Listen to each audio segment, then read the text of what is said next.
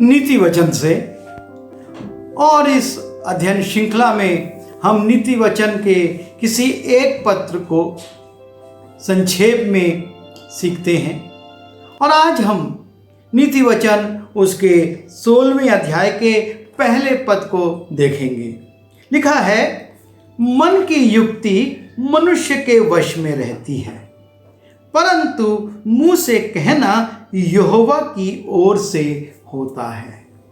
मन की युक्ति आपके और मेरे वश में है, लेकिन हमारे मुंह से क्या निकलेगा इसका नियंत्रण परमेश्वर के हाथ में है। और हम ये सोचते हैं कि हम अपने तरीके से, अपने बोलों से, अपने शब्दों से बहुत कुछ कर सकते हैं, लेकिन परमेश्वर जब तक हमको बोलने की शक्ति ना दे, हमारे मुंह में वो शब्द ना डाले, हम नहीं बोल सकते। और जब हम गिनती की पुस्तक उसके 22वें अध्याय से 25वें अध्याय तक जाते हैं, वहाँ पर एक पात्र है जिसको हम बचपन से सीखते आ रहे हैं, और वो है बिलाम।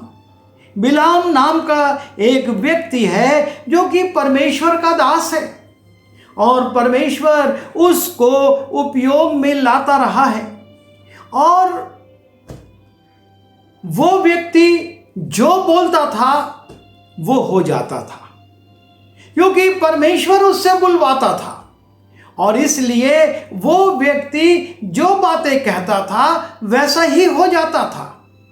और इस बात की चर्चा दूर दूर तक थी कि बिलाम जो परमेश्वर का दास है, और वो जो कुछ कहता है परमेश्वर के अनुग्रह में वो वैसा ही होता है।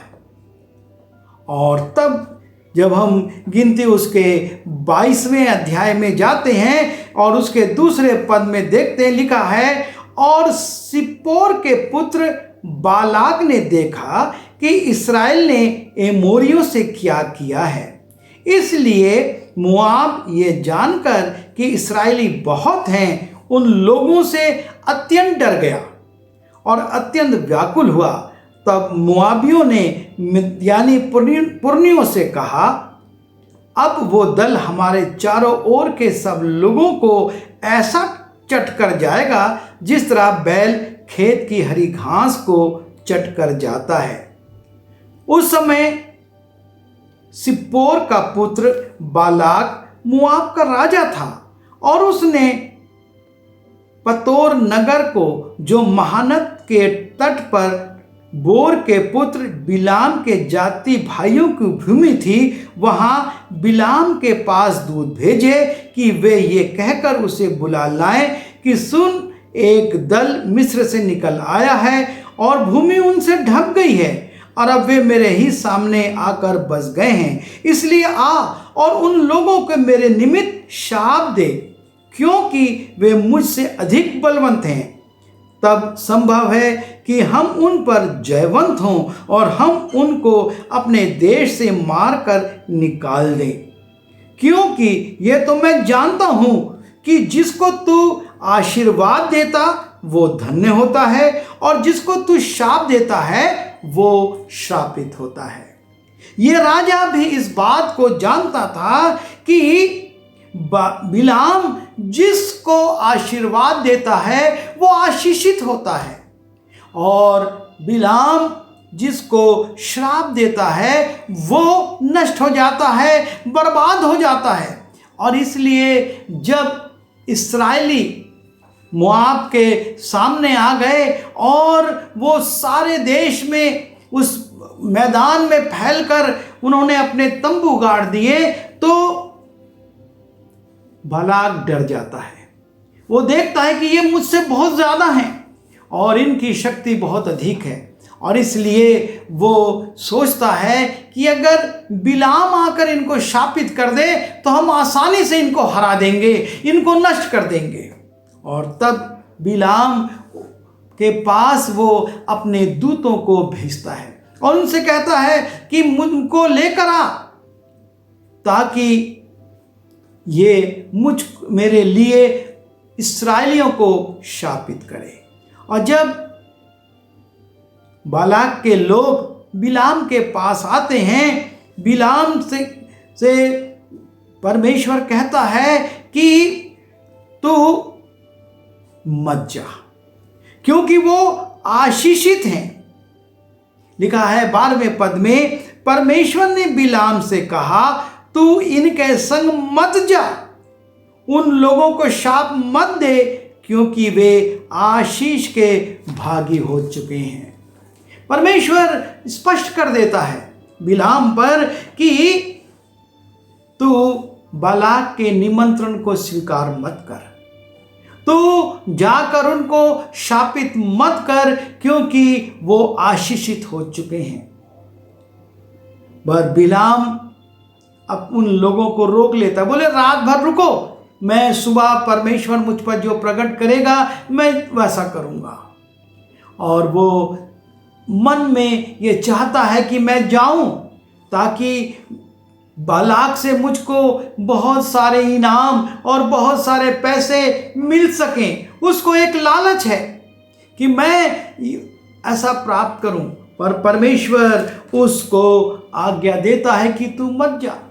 पर वो जब उनको रोक लेता है और फिर बार बार बालाक अपने दूतों को भेजता है और बिलाम बार बार उनको रोककर कहता मैं परमेश्वर से पूछूंगा। जब परमेश्वर ने एक बार कह दिया तो बिलाम को उन लोगों को रोकना नहीं था, वापस करना था। लेकिन उसके मन में एक लालच थी और वो सोचता है कि मैं जाऊं और जब मैं इनको श्राप दूंगा तो मुझको बालाक बहुत पैसे देगा, बहुत धन देगा, सोना चांदी देगा। और जब बार बार ऐसा होता है, परमेश्वर बिलाम से कहता है अच्छा तू जा, लेकिन जो मैं बोलूंगा वो तू कहेगा, तू अपने आप से कुछ नहीं बोल पाएगा। और जाता है बिलाम, और जब बालाक देखता है कि वो आ गया है, बड़ा स्वागत करता है और बिलाम से कहता है तू बड़ा अच्छा करा मेरे पास आ गया। अब देख ये जो भीड़ है, कितनी बड़ी भीड़ है, तू इसको शापित कर दे ताकि मैं इनको जीत सकूं। बालाक कहता है वेदियां बनाओ और मैं उस पर बलि चढ़ाऊंगा और परमेश्वर से पूछूंगा। और वो जाता है और परमेश्वर से एक शब्द, एक वाक्य, एक आशीष उसके मुंह में डाल देता है और बिलाम आता है और अपनी गूढ़ बात को आरंभ करता है। और वो आशीष आशीष आशीष की बातें ही बोलता जाता है। उसके मन में है कि मैं बालाक के लिए इनको शापित करूं, लेकिन परमेश्वर, जैसा कि हमने नीति वचन में कहा, मनुष्य की युक्ति मन में रहती पर मुंह से बोलना परमेश्वर की ओर से होता है। बिलाम नहीं बोल पा रहा है, आशीषें दे रहा है।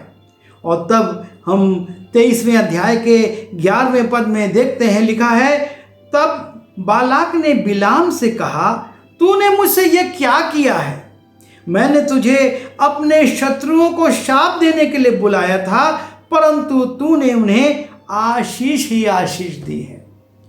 बालाक चकरा जाता है, ये क्या हो रहा है?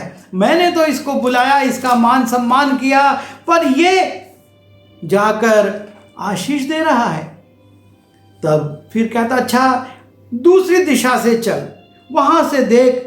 और वहाँ से वो परमेश्वर के लोगों को दिखाता है।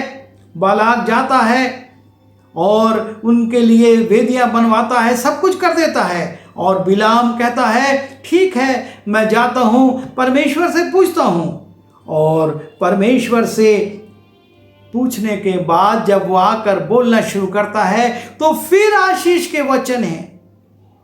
और बालाक ने बिलाम से कहा उनको ना तो शाप देना और ना आशीष देना। वो कहता अच्छा भैया अगर तू शाप नहीं दे सकता तो आशीष भी तो मत दे।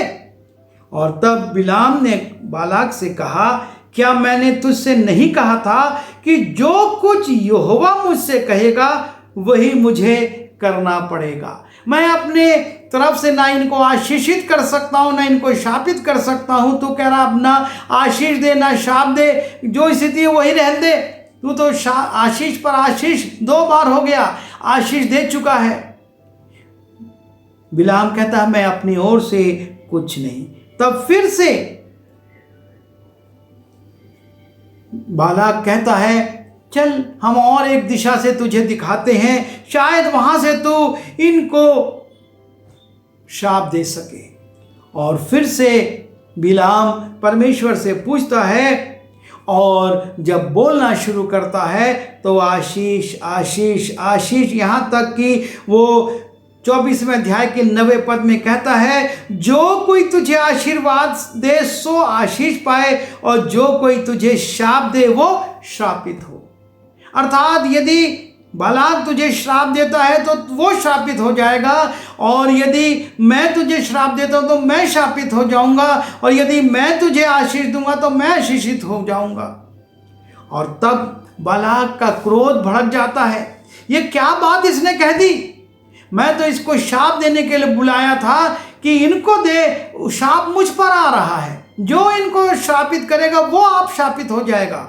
और तब बालाक का कोप बिलाम पर भड़क उठा और उसने हाथ पर हाथ पटक कर बिलाम से कहा मैंने तुझे अपने शत्रुओं को शाप देने के लिए बुलवाया था, परंतु तूने 3 बार उन्हें आशीर्वाद ही आशीर्वाद दिया है, और इसलिए अब तू अपने स्थान को भाग जा। मैं जो तेरा सम्मान करने वाला था, जो मैं तुझको इनाम देने वाला था, अब तू अपने स्थान को भाग जा। मैंने तो सोचा था कि तेरी बड़ी प्रतिष्ठा करूंगा, परंतु अब यहोवा ने तुझे प्रतिष्ठा पाने से रोक रखा है। और इस प्रकार से बालाक बिलाम को भगाता है, तू चला जा, तूने मेरे शत्रुओं को शाप नहीं दिया। लेकिन फिर से बिलाम आशीष की बात करता है, बड़ी आशीष देता है। जब हम गिनती उसके 24वें अध्याय के 16वें पद से 25वें पद तक जाते हैं, लिखा है बोर के पुत्र बिलाम की ये वाणी है, जिस पुरुष की आंखें बंद थी उसी की ये वाणी है।